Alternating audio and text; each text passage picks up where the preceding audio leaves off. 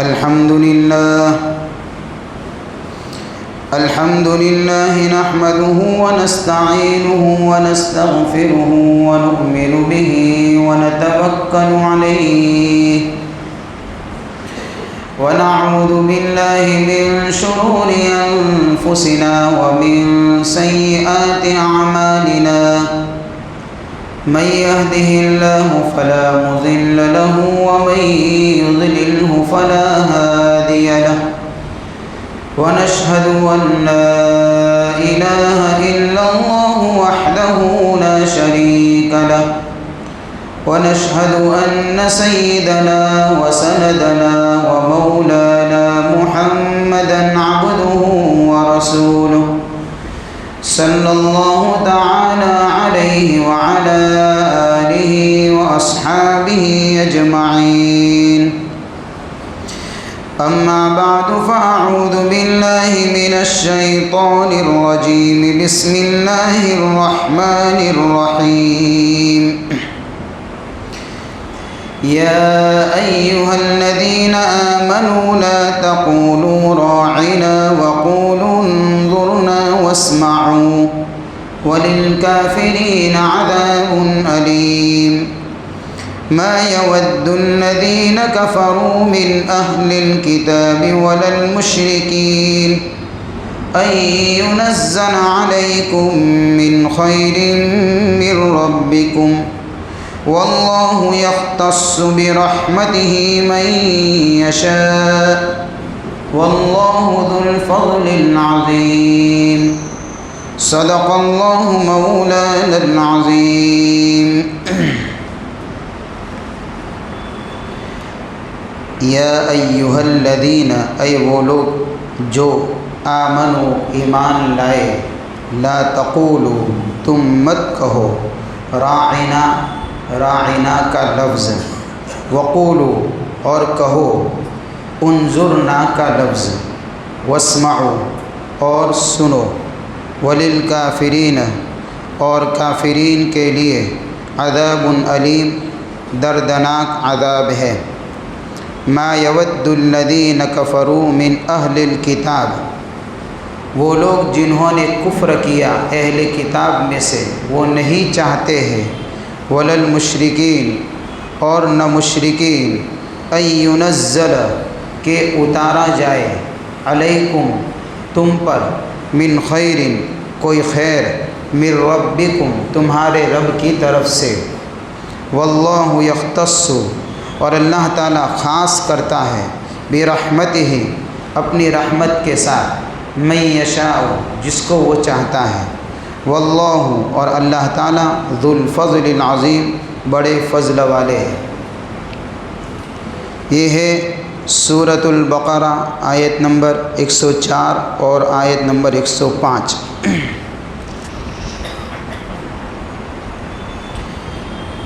ان آیتوں کے اندر بھی اللہ تعالیٰ نے یہودیوں کی شرارت اور خباثت کو بیان کیا ہے۔ بات یہ چل رہی تھی اوپر کی آیت کے اندر کہ اہل کتاب نے اور یہود نے کتاب کا علم چھوڑ کر جادو کا علم سیکھا جو انتہائی گھٹیا علم ہے، اور یہ جادو کا علم ان کی زندگیوں کے اندر اتنا پختہ ہو گیا اور اس طریقے سے ان کی رگ رگ کے اندر یہ علم بیٹھ گیا کہ ان کی باتوں کے اندر بھی جادوئی تاثیر پیدا ہو گئی۔ وہ کیسے؟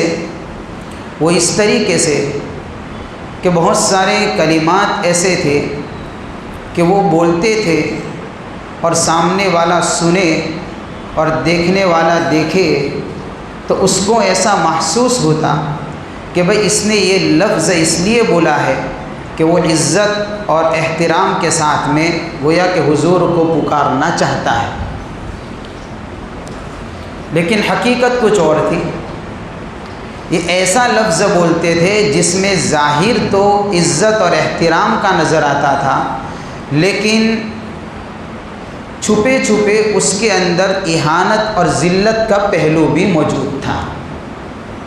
یہ تھی ان کی جادوئی باتیں۔ جو ہر کوئی سمجھ نہیں سکتا تھا۔ چنانچہ واقعہ یہ پیش آیا کہ آپ علیہ الصلوۃ والسلام کی مجلس کے اندر یہود اور اہل کتاب آیا کرتے تھے، اور آتے تھے کیوں؟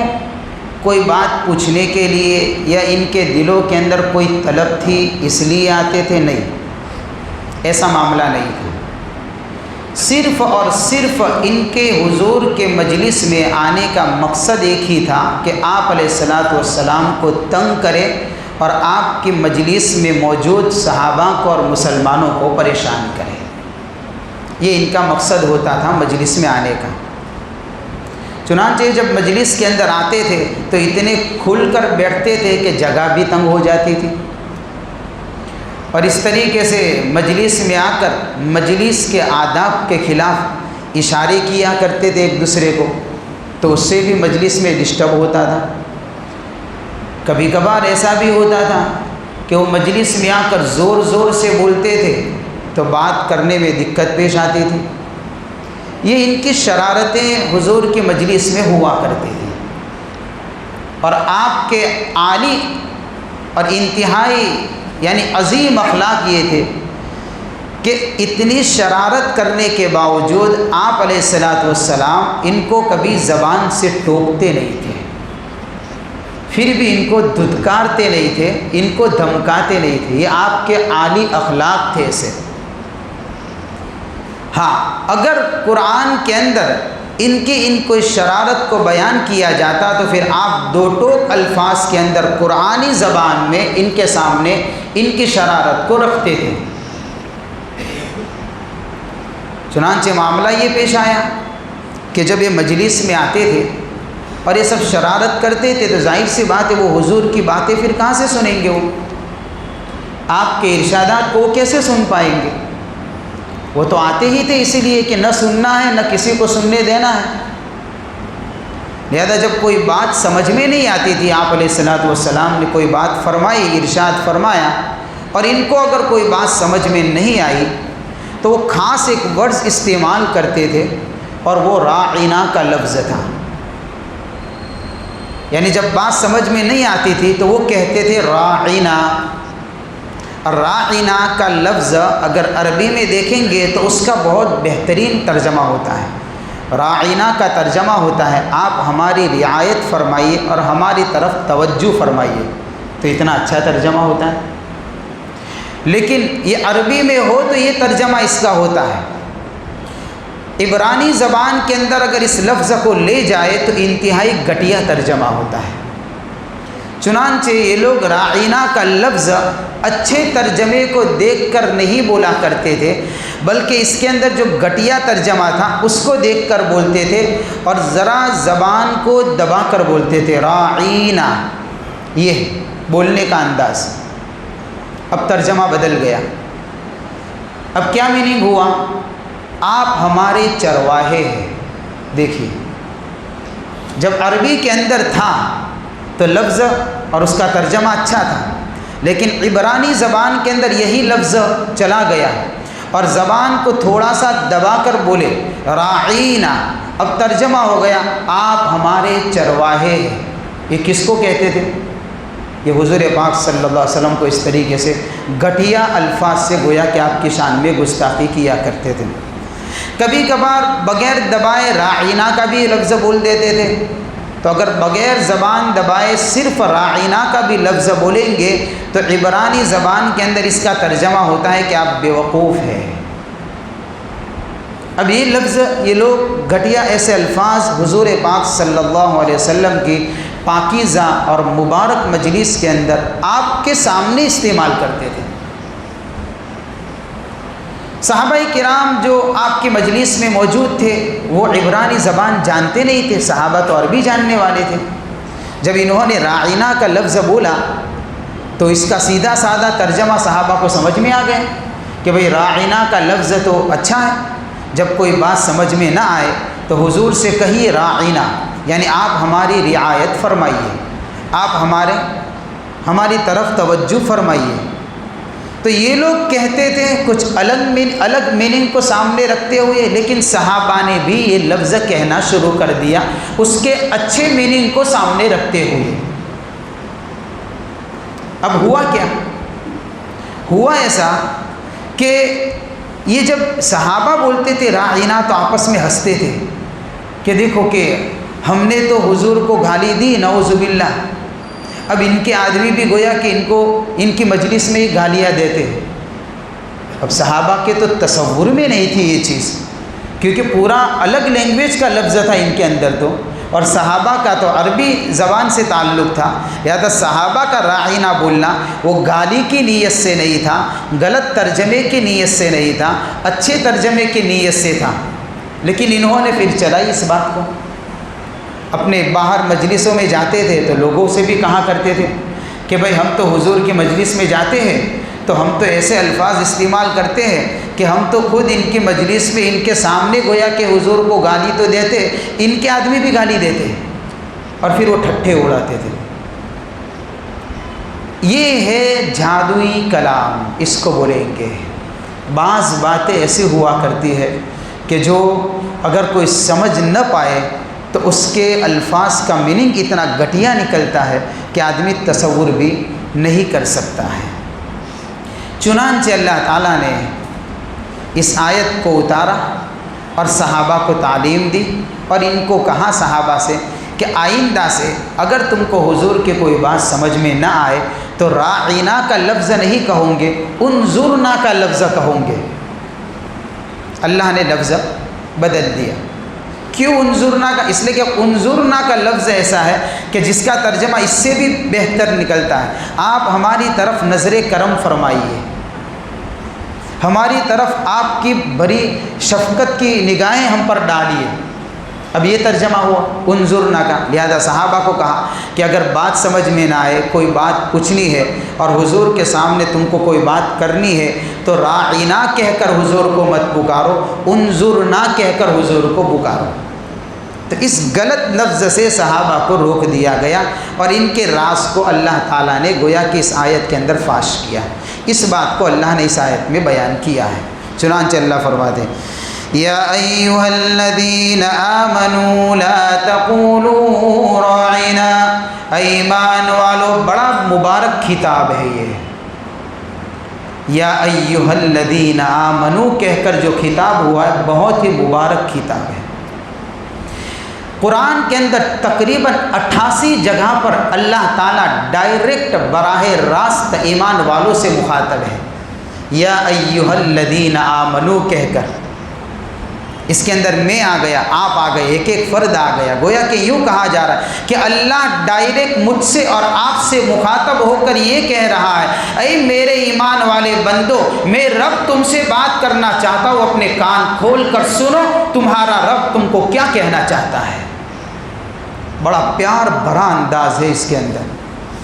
یا ایھا الذین آمنوا، ایمان والو، 88 جگہ پر اللہ نے یہ پیار بھرا خطاب استعمال فرمایا ہے۔ حضرت عبداللہ بن مسعود رضی اللہ تعالیٰ عنہ کے پاس ایک آدمی آیا اور آ کر اس نے کہا کہ حضرت مجھے کچھ نصیحت فرمائیے۔ تو بڑی عجیب بات کہی حضرت عبداللہ بن مسعود رضی اللہ تعالیٰ عنہ نے۔ کیا فرمایا کہ جب تو اللہ کا کلام پڑھے اور جب یا ایھا الذین آمنوا آئے تو اپنے کان اور دل سے رب کی طرف متوجہ ہو جا، خود اللہ تجھے کچھ کہنا چاہتا ہے، پھر اس کے بعد اللہ کے حکم کو سن، یا تو اللہ تجھے کسی کام کے کرنے کا حکم دے گا یا تو اللہ تجھے کسی کام سے بچنے کا حکم دے گا۔ اس لیے جب ہم کبھی اللہ کے کلام کو پڑھے اور یہ لفظ آئے تو اس تصور کو دل میں بٹھائے کہ میرا رب مجھ سے ڈائریکٹ بات کر رہا ہے۔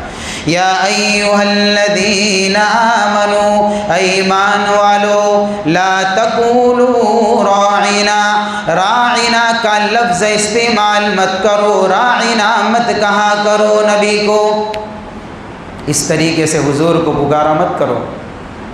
وَقُولُوا انظُرْنَا، اور یوں کہا کرو انظرنا، جب آپ کی بات سمجھ میں نہ آئے تو اس لفظ کو چھوڑ کر دوسرا لفظ استعمال کرو، اس لیے کہ اس میں ان خبیثوں کی خباثت چھپی ہوئی ہے، ان شریروں کی شرارت چھپی ہوئی ہے، اور انظرنا کے اندر اور زیادہ شفقت نظر آتی ہے۔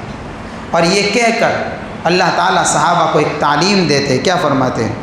وَاسْمَعُوا، اور اللہ کے نبی صلی اللہ علیہ وسلم کے فرامین کو غور سے سنا کرو۔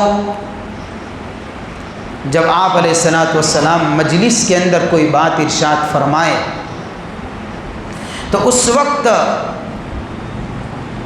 کانوں سے دماغ کو حاضر رکھ کر واسمعوا، اس طریقے سے اللہ کے نبی کے فرامین کو سنو کہ دوسری مرتبہ تم کو بولنے کی ضرورت ہی پیش نہ آئے اور پوچھنے کا سوال ہی پیدا نہ ہو۔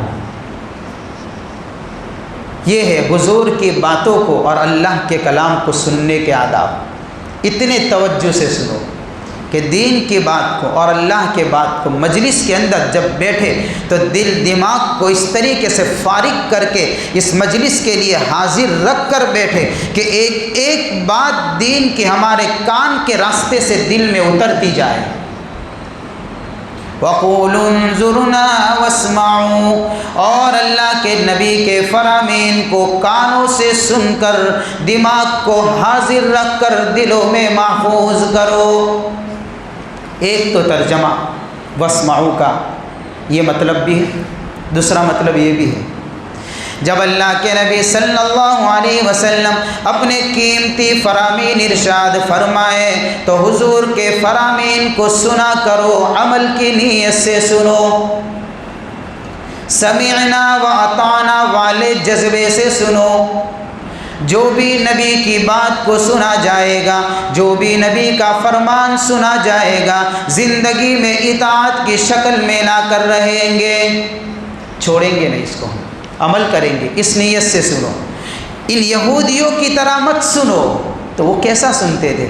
سمعنا وعصینا، ایسا سنتے تھے کہ طور پہاڑ ان کے اوپر لٹکایا گیا ہے اور ان کو کہا جا رہا ہے کہ سنو ورنہ پہاڑ اوپر گرے گا تو سب کے سب دب کر مر جاؤں گے، جان سے ہاتھ دھو بیٹھوں گے۔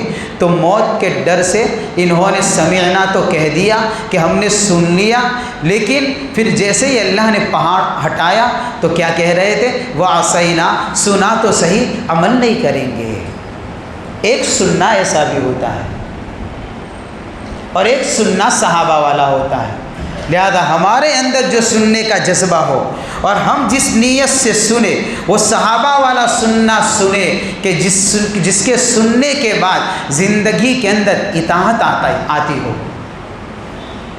اللہ کے نبی کے فرامین سے اس کے اوپر عمل کرنے کا جذبہ پیدا ہوتا ہو۔ یہودیوں والا نہ سنا کرے کہ سننے کے بعد بس دامن جھٹک کر کھڑا ہو گیا بندہ، پھر پتہ ہی نہیں کیا سنا تھا، کس طریقے سے سنا تھا، کیا عمل کرنا ہے، کچھ یاد ہی نہیں۔ یہ سننا ٹھیک نہیں ہے۔ اس آیت سے ایک تو سبق یہ ملتا ہے کہ مجلس کے آداب کیا ہے، اس کو سمجھنا بہت ضروری ہے کہ جب ایسے دین کی مجلس میں جہاں پر دین کی باتیں ہوتی ہو، اللہ کے کلام کی باتیں ہوتی ہو، رسول اللہ کے فرامین پڑھے جاتے ہو، اس مجلس کے اندر جب ہم حاضر ہو تو پر وقار انداز میں حاضر ہو۔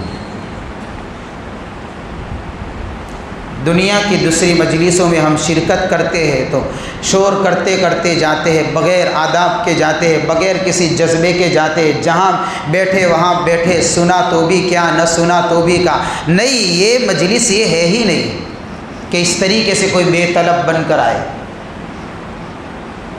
مجلس کا آداب ضروری ہے، اچھی نیت سے مجلس کے اندر شرکت کریں۔ اچھی نیت کیا؟ جو بات سنی جائے گی اس پر عمل کریں گے، یہ ہے اصل سننے کا حق، کہ جو بات کہی گئی اس پر عمل کی نیت سے سننا ہے، تو یہ ہے اچھی نیت سے سننا۔ اس کا فائدہ کیا ہوگا کہ کوئی اچھی نیت سے سنے گا تو توجہ سے کوئی بھی بات کو سنے گا اور اپنی زندگی میں لانے کی اور اس کو فٹ کرنے کی کوشش کرے گا اور عمل کرنے کی نیت سے کام کرے گا پھر وہ. اور جب ایسی مجلس کے اندر شریک ہوئے تو ادھر ادھر ہماری توجہ بٹنی نہیں چاہیے. کہیں ادھر کہیں ادھر، کہیں کسی کو اشارہ کر دیا، کہیں کسی کو اشارہ کر دیا، یہ بھی مجلس کے آداب کے خلاف ہے. یہ تو وہ مجلس ہے جس میں اللہ کے نبی کے فرامین پڑھے جاتے ہو، جس میں اللہ کا کلام پڑھا جاتا ہو، کہ اس میں حرکت کیسے کر جاوے بندہ، حرکت بھی نہیں ہونی چاہیے. ہاں، امام مالک رحمۃ اللہ علیہ حدیث کا درس دے رہے ہیں. واقعہ سنا تو بیچ میں یاد آ گیا اتفاق سے. سامنے بہت بڑا مجمع موجود ہے. ایک بچھو امام صاحب کی جگہ پر آ گیا، ڈسا.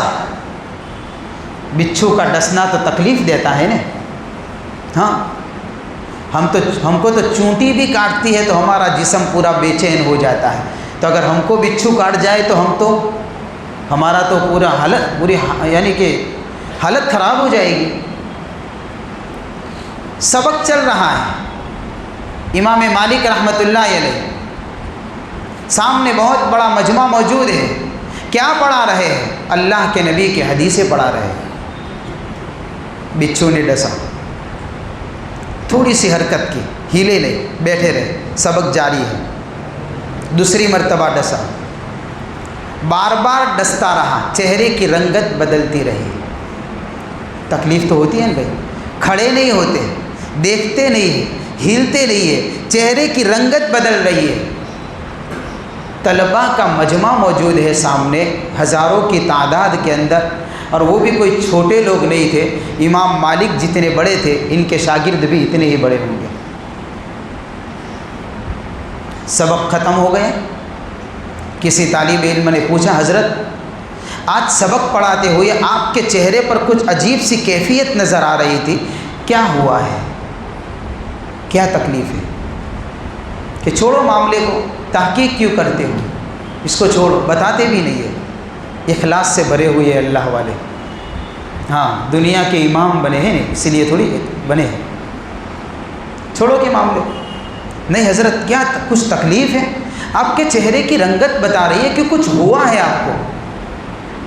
امام مالک رحمۃ اللہ علیہ نے فرمایا، جب میں نبی کا فرمان پڑھا رہا تھا، نبی کی حدیثیں پڑھا رہا تھا، ایک بچھو نے آ کر مجھے ڈس لیا. ایک مرتبہ ڈسا، دو مرتبہ ڈسا، بار بار ڈسا. بچھو کے ڈسنے کی وجہ سے اس کا اثر میرے چہرے پر ظاہر ہو گیا، لیکن نبی کی حدیث کی عظمت کی وجہ سے میں نے حرکت نہیں کی ہے. میں ہلا نہیں. کیوں نہیں ہلا؟ سامنے جس کی باتیں میں پڑھا رہا وہ عظیم ہستی ہے، میں نہیں ہل سکتا. وہ آداب ہماری زندگیوں سے نکل گئے، وہ نبی کے فرامین کی وہ طلب ہماری زندگیوں سے نکل گئی. ہم اللہ کے نبی کی باتوں کو جب سنتے ہیں تو ایک کان سے سنتے دوسرے کان سے نکال دیتے ہیں. وہ عظمت دلوں میں نہیں رہی. یہی وجہ ہے حدیث کا نور دلوں میں نہیں اترتا ہے.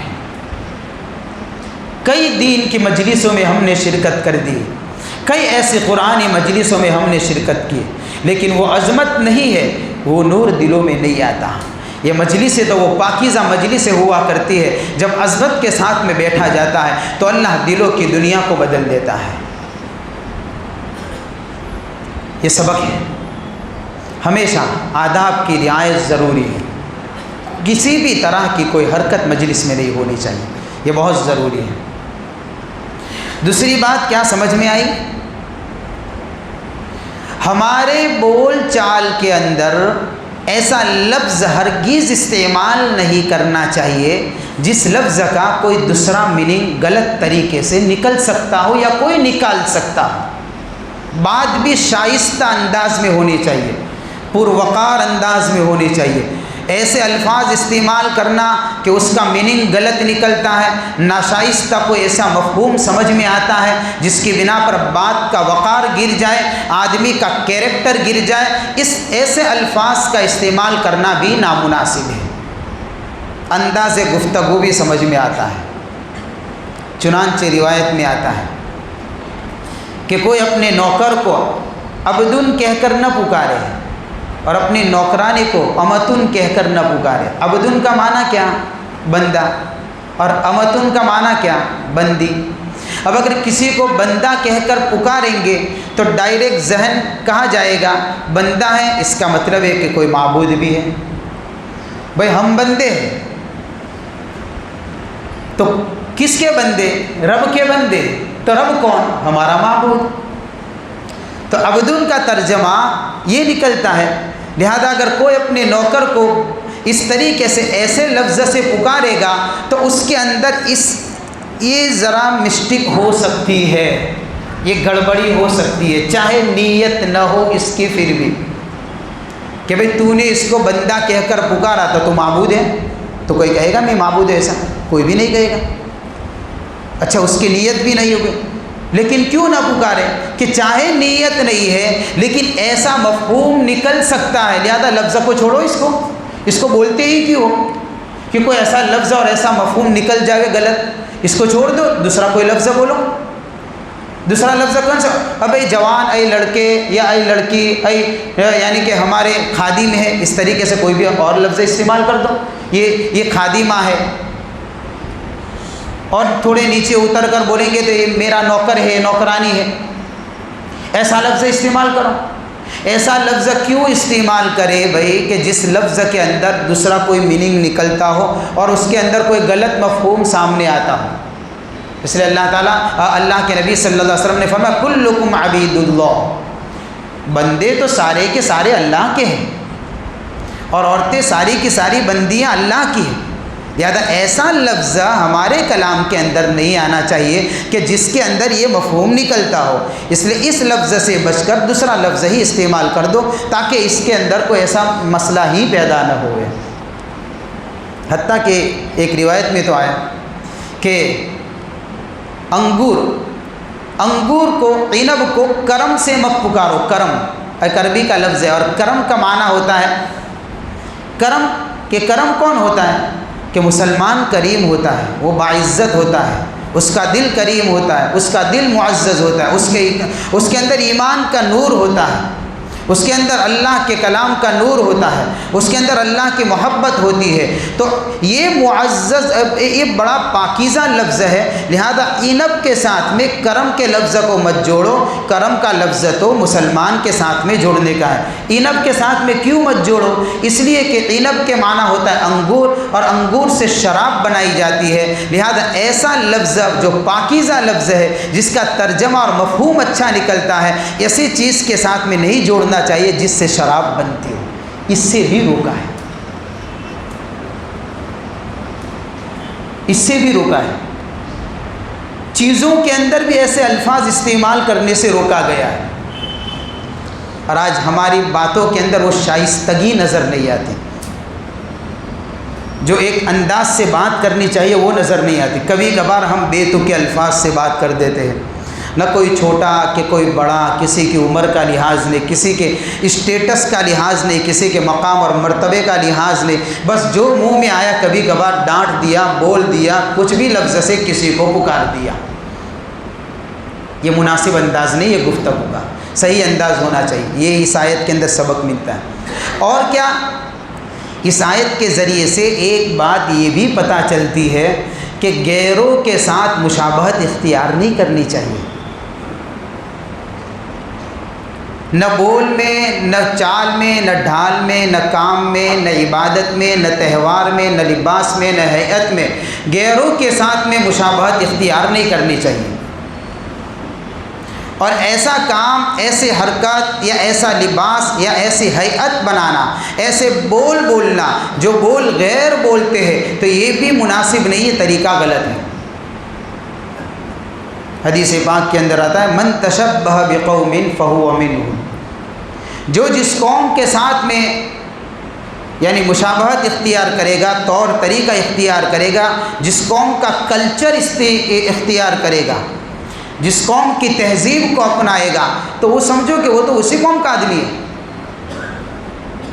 ہم مسلمان ہیں، ہماری نسبت دین کے ساتھ میں، ایمان کے ساتھ میں، اسلام کے ساتھ میں، ہمارا کلچر الگ ہے، ہماری تہذیب الگ ہے، ہم کو ایک پاکیزہ تہذیب دی ہے اسلام نے، ایک بہترین کلچر سے ہم کو نوازا، تو ہم اپنی زندگی کے اندر غیروں کا کلچر کیوں لائے بھائی؟ ہم کسی اور کا کلچر یا کسی اور کا بول کیوں بولے؟ کسی اور کے لباس کیوں پہنے؟ اس لیے اللہ قرآن میں دوسری جگہ پر فرماتے ہیں یا ایھا الذین آمنوا لا تکونوا کالذین کفروا، اے ایمان والو کافروں کی طرح مت بنا کرو، ہاں ان کی طرح مت بنو، یعنی ایسی مشابہت مت اختیار کرے کہ کوئی پہچان ہی نہ سکے کہ بھئی مسلمان ہے کہ نہیں ہے۔ آج ہمارے اس کلچر میں بھی فرق آ چکا، اس تہذیب میں فرق آ چکا، جو ہم کو پاکیزہ تہذیب جو ہم کو ہمارے دین نے اور اسلام نے دی تھی، اس کے اوپر ہم نہیں آئے، اور ادھوری گویا کہ ہم نے کہ موقع محل کے اعتبار سے کسی اور قوم کے کلچر کو اور تہذیب کو اپنانا شروع کر دیا۔ اس لیے اللہ دوسری جگہ پر فرما دے وَلَا تَرْكَنُوا إِلَى الَّذِينَ ظَلَمُوا فَتَمَسَّكُمُ النَّارُ، ظالموں کی طرف مائل مت ہو، ان کی طرف جھکا مت کرو، ان کے طرز زندگی کو اپنایا مت کرو، ان کے ساتھ میں مشابہت اختیار مت کرو۔ کیا ہوگا؟ فَتَمَسَّكُمُ النَّارُ، کہ آگ تم کو پکڑ لے گی، اللہ کا عذاب تم کو پکڑ لے گا۔ وَمَا لَكُم مِّن دُونِ اللَّهِ مِنْ أَوْلِيَاءَ ثُمَّ لَا تُنصَرُونَ، اور پھر جب اللہ کا عذاب آئے گا تو اللہ تعالیٰ کے علاوہ کوئی بھی مددگار نہیں ہوگا۔ ہاں اللہ کی پکڑ سے کون بچا سکتا ہے پھر؟ اس لیے حضرت عمر رضی اللہ تعالیٰ عنہ نے اپنے دور خلافت میں جب اسلامی سلطنت کا دائرہ وسیع ہوا اور اسلامی سلطنت کا یعنی کہ پورا وہ پھیل گئی، تو اس وقت حضرت عمر رضی اللہ تعالیٰ عنہ نے اپنے گورنروں کو جہاں اور احکام دیے تھے وہاں پر ایک حکم یہ بھی دیا کہ بھئی اب ہماری سلطنت کا دائرہ اتنا کھل چکا ہے کہ اب مسلمان اور دوسرے غیر سب ساتھ میں رہنے لگے، لہذا اعلان کیا جائے، لوگوں کو تاکید کی جائے۔ یہ کون کہہ رہا ہے؟ حضرت عمر فاروق رضی اللہ تعالیٰ عنہ اپنے گورنروں کو یہ حکم نامہ جاری کر کے کہہ رہے کہ اعلان کیا جائے، اپنی پہچان نہ مٹائے، مسلمانوں کو چاہیے اہل شرک اور اہل کفر سے اپنے آپ کو ممتاز رکھے۔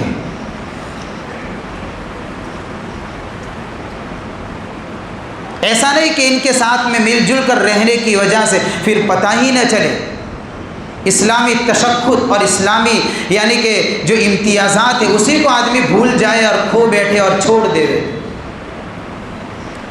یہ بھی اس آیت سے پتہ چلتا ہے۔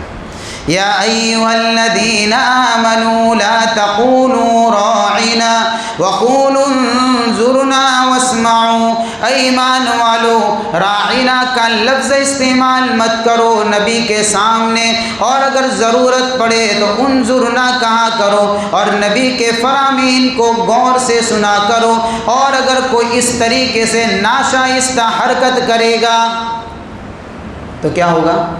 وَلِلْكَافِرِينَ عَذَابٌ أَلِيمٌ، کافروں کے لیے تو پھر دردناک عذاب ہوگا، اس لیے کہ نبی کی توہین ہو رہی ہے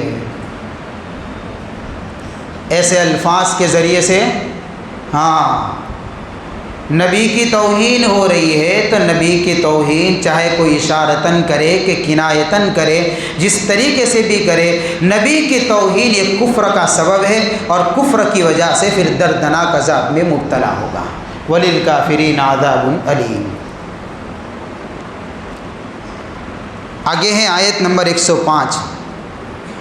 آیت نمبر 105 کے اندر بھی ان کی ایک شرارت کو بیان کیا گیا ہے۔ وہ شرارت یہ تھی کہ دیکھیے ذرا غور سے سننا، پہلے اس بات کو سن لیجئے، اس کے بعد موجودہ حالات کے اوپر 2-3 لفظ میں ایک بات کہوں گا بس۔ شرارت یہ تھی ان کی کہ جب مسلمان اور اہل ایمان یہود سے اور اہل کتاب سے کہتے تھے کہ بھئی تم ایمان قبول کر لو نا، نبی آخر الزماں حضور پاک صلی اللہ علیہ وسلم کو کے اوپر یعنی ایمان لے آؤ، ایمان کیوں نہیں لاتے ہو؟ تو جواب کیا دیتے تھے؟ بڑے ہمدرد انداز میں جواب دیتے تھے کہ ہماری تو تمنا ہی یہ ہے کہ ہم آپ کے دین کو قبول کر لیں، ہماری چاہت ہی ہے، ہم اسی تمنا کو لے کر ہمیشہ گھما کرتے ہیں، آپ کی مجلس میں بھی آتے ہیں تو بھی اسی تمنا کے ساتھ میں آتے ہیں کہ ہم دین کو قبول کریں، ایمان کو قبول کریں۔ اور نبی آخر الزمان نے جو باتیں ارشاد فرمائی یعنی کہ ان باتوں کو ہم مانیں، قبول کریں، ایکسیپٹ کریں، تو کیوں نہیں کرتے ہو؟ کہ اس کے اندر وہ ہے کیا کہ وہ تھوڑی سی آپ کے دین میں مسٹیک ہے، کچھ کمی نظر آتی ہے ہم کو، اس لیے پھر قبول نہیں کرتے۔ اگر ابھی بھی کوئی دین تم کو یا ایسا کوئی طریقہ آ جائے کہ جو کامل اور مکمل طریقہ ہو، تو ہم تو دلی خواہش رکھتے ہیں، دلی چاہت رکھتے ہیں کہ آپ کے دین کو ہم قبول کر لیں، ہم بڑے طلب کے ساتھ میں آتے ہیں۔ ہاں، کسی کو گمراہ کرنا ہو تو اس سے دوستی کرو، کسی کو گمراہ کرنا ہو تو اسے دوستی کرو اور اسی کے مذہب کی تعریف کرو، یہ بھی ایک طرح کا یعنی کہ گمراہ کرنے کا ایک سازش ہے یہ۔ اس لیے مسلم لڑکیوں کو پھنسایا جاتا ہے، کس طریقے سے؟ اسلام کی تعریف کر کے پھنسایا جاتا ہے۔ جو وہ کرتے تھے وہ یہ کرتے ہیں، ٹریننگ دی جاتی ہے، ان کو سمجھایا جاتا ہے، ان کو بتایا جاتا ہے کہ مسلمان لڑکیوں کو ایمان سے کیسے نکالوں گے، تو اس کا طریقہ کار یہ ہے، ان سے دوستی کرو اور ان کو کہو آپ کا نام بڑا پیارا ہے، آپ کا مذہب بڑا پیارا ہے، آپ کی نمازیں بڑی پیاری عبادتیں ہیں، آپ کے روزے بہت بڑی پیاری عبادتیں، آپ کا قرآن بہت پیارا ہے۔ اس طریقے سے اس کے اسلام کی تعریف کرتے جاؤ اور تعریف کرتے کرتے اپنی دوستی کے جال میں مکمل پھنسا دو۔ اس کے بعد پھر اس کو کہو کہ ساری چیزیں اچھی ہیں لیکن اسلام کے اندر کچھ یہ کمی بھی ہے۔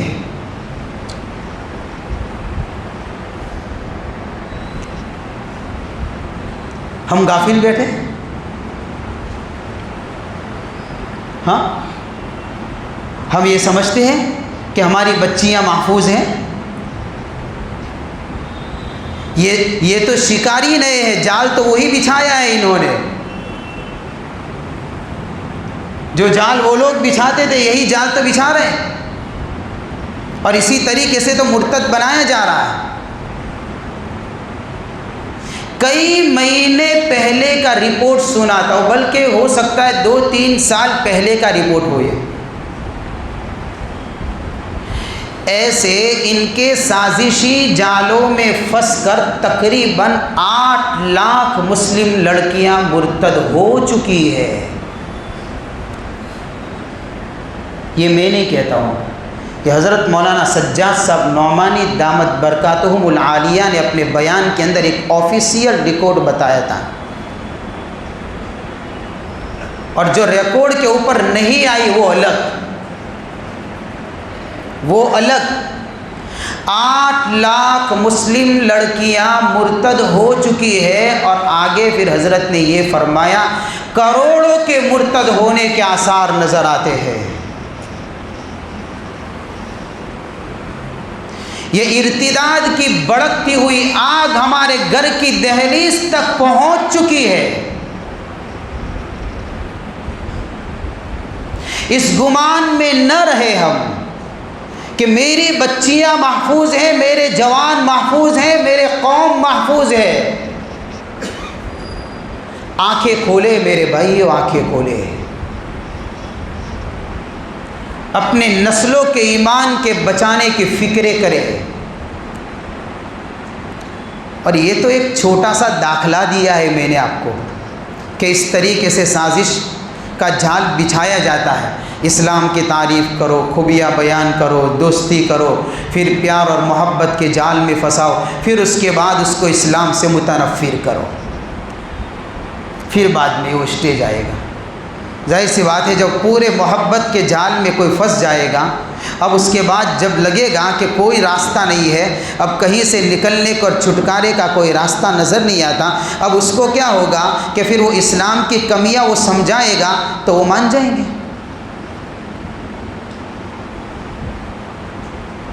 اس لیے جو لوگ دنیاوی تعلیم حاصل کرتے ہیں وہ اس برہم کے اندر، اس گمان کے اندر نہ رہے کہ ہم گریجویٹ ہیں۔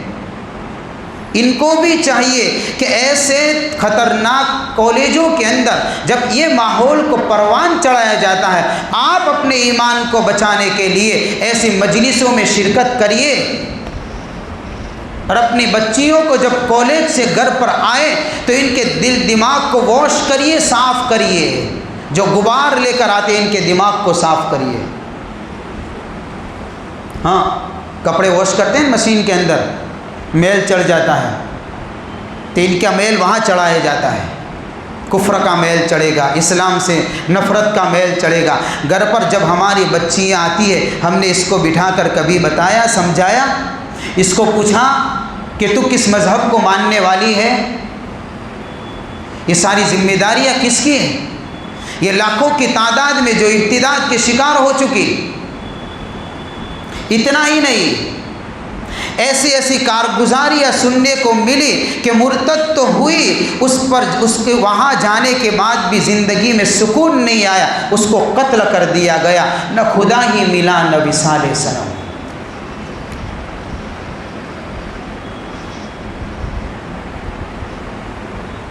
اور ہم یہ سمجھتے ہیں میرے بھائیو،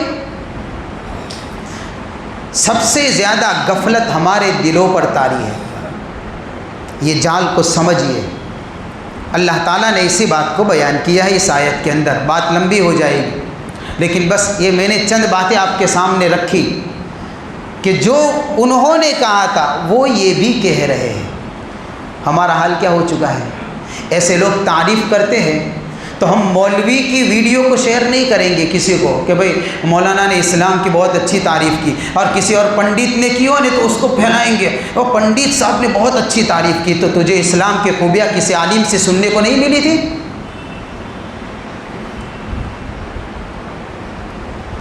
تو کسی اور غیر سے سننے کی ضرورت پڑ گئی؟ کیا اللہ کے کلام کے اندر اسلام کی خوبیاں نظر نہیں آئی تھی؟ یوٹیوب کے اندر اور سوشل میڈیا کے اندر یہی ہوتا ہے، کوئی اور تعریف کرے تو اس کو چلاؤ اور شیئر کرو، نیکیاں کماؤ۔ عجیب حال ہو چکا ہے۔ ارے اسلام کی خوبیاں تو وہ ہے، ہم پڑھیں گے، ہماری زندگیوں میں آئے گی، ان خوبیوں کی پہچان کرانے کی ضرورت نہیں ہے۔ یہ تو طریقہ ہی اسلام ایسا ایک لچکدار مذہب ہے، یہ تو اتنا ہی ابھرے گا جتنا کہ دباؤں گے۔ اس کے اندر اللہ نے رکھا ہی ایک کشش رکھی ہے۔ اس لیے صحیح اسلامی تعلیمات صحیح علماء سے حاصل کرے، ادھر ادھر کی باتوں میں نہ جایا کرے میرے بھائی، ورنہ کب کس وقت تک کس کی سازش کے اندر کیسے آدمی پھنس جائے گا کوئی نہیں کہہ سکتا، کوئی نہیں کہہ سکتا۔ اور دیکھیے حضرت مولانا سجاد صاحب نعمانی دامت برکاتہم ہی کی بات سنا رہا ہوں، کان کھول کر سن لیجئے۔ اللہ تعالیٰ قیامت کے قریب جب دین اسلام کو غلبہ دینا چاہے گا، اس سے پہلے اللہ ایک پروسیس کرے گا۔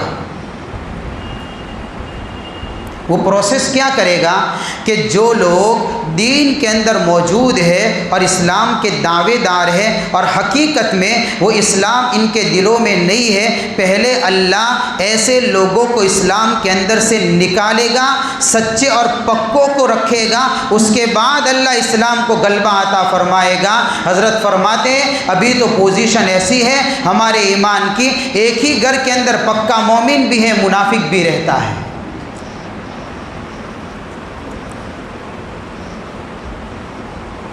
جب بھی اللہ نے اپنے اسلام کو غلبہ عطا فرمایا ہے اپنے سچے بندوں سے عطا فرمایا ہے، پکے بندوں سے عطا فرمایا ہے۔ یہ لفظ استعمال فرمایا، گھر ایک ہی ہے لیکن ہر طرح کے ہر خیالات کے لوگ رہ رہے اور سب لوگ اپنے آپ کو ایمان والا سمجھتے۔ فکر کرنے کی ضرورت ہے، ڈرنے کی ضرورت ہے کہ اللہ ہمارا شمار اس پاکیزہ جماعت میں کر دے جس جماعت کے ذریعے سے اللہ اپنے دین کو غالب کرے گا۔ اللہ ہمارا شمار اس میں کرے۔ تو سازشوں کو سمجھنے کی ضرورت ہے۔ تو اللہ یہ جو ان کی ہمدردیاں تھیں اس کے راز کو اللہ نے اس آیت میں کھولا ہے، اور اللہ تعالیٰ فرماتے ہیں کہ ایسی بات نہیں ہے، ان کے دلوں میں ہمدردیاں نہیں ہوا کرتی ہیں۔ حقیقت کیا ہے؟ ان کے دلوں میں سوائے جلن اور حسد کے کچھ نہیں ہے۔ ما یود الذین کفروا من اہل الکتاب ولا المشرکین، اہل کتاب کے اندر سے کوئی بھی ایسا نہیں ہے جو دل سے یہ تمنا کرتا ہو، دل میں یہ چاہت رکھتا ہو، اور مشرکین میں سے بھی کوئی نہیں ملے گا، ایسا ہمدرد کوئی نہیں ملے گا جو چاہت رکھتا ہو۔ کیا چاہت رکھتا ہو؟ اَيُنَزَّلَ عَلَيْكُم مِّن خَيْرٍ مِّن رَبِّكُمْ، کہ اللہ تعالیٰ تمہارے اوپر کوئی خیر اتار دے وے، یہ تمنا ان لوگوں کے دلوں میں کبھی بھی نہیں آیا کرتی ہے۔ ان کے دل میں یہ تمنا کہاں سے آئے گی بھائی؟ ایسے خیر خائی وہاں کہاں سے پیدا ہو جائے گی؟ بلکہ ہے کیا؟ دلوں میں جلن ہے۔ اصل تکلیف ان کو یہ ہے، حسد ہے دلوں کے اندر، اسی حسد کی وجہ سے یہ ساری باتیں کیا کرتے ہیں۔ تو اللہ تعالیٰ فرماتے ہیں وَاللَّهُ يَخْتَصُّ بِرَحْمَتِهِ مَن يَشَاءُ۔ وہ حسد کیا ہے؟ وہ یہ کہا کرتے ہیں کہ ہمارے اندر سے نبی کیوں نہیں بنایا گیا، فلاں آدمی پر قرآن کیوں نہیں اتارا گیا۔ بس یہ دلوں کے اندر جلن اور یہ حسد ایسی ہوا کرتی ہے کہ وہ یوں سوچتے ہیں کہ یہ مقام، یہ عہدہ اور یہ یعنی کہ یہ چیز ہم کو ملنی چاہیے تھی۔ ایسے منہ پھٹ ہو چکے۔ تو اللہ فرماتے وَاللَّهُ يَخْتَصُّ بِرَحْمَتِهِ مَن يَشَاءُ، یہ تو اللہ کی مہربانی ہے، نبوت اللہ کی عطا ہے۔ اللہ جس بندے کو چاہے اپنی رحمت کے ساتھ میں یعنی نبوت کے ساتھ میں خاص کر دیتا ہے۔ رب کی رحمت کو تم کب سے تقسیم کرنے والے بن گئے؟ کب سے رب کی رحمت کے اوپر تم دعوے دار بن گئے؟ تمہارا حق بنتا کیا ہے؟ تم کو جرأت ہوئی کیسے کہ تم نے یہ سوچ بھی لیا کہ ہم کو کیوں نہیں ملا یہ مقام اور مرتبہ؟ ہاں، تو اللہ تعالیٰ نے اپنے حبیب کو نوازا ہے، تاج نبوت سے نوازا ہے۔ وَاللَّهُ ذُو الْفَضْلِ الْعَظِيمِ، اور یہ اللہ کا بہت ہی بڑا فضل ہے کہ نبی کریم صلی اللہ علیہ وسلم کو تاج نبوت پہنا کر افضل الانبیاء بنا دیا، اور یہ امت عطا فرما کر اللہ تعالیٰ نے اس امت کو ساری امتوں کا سردار بنا دیا، دین سے نواز کر سارے دینوں کے اندر کامل دین اس امت کو عطا فرما دیا۔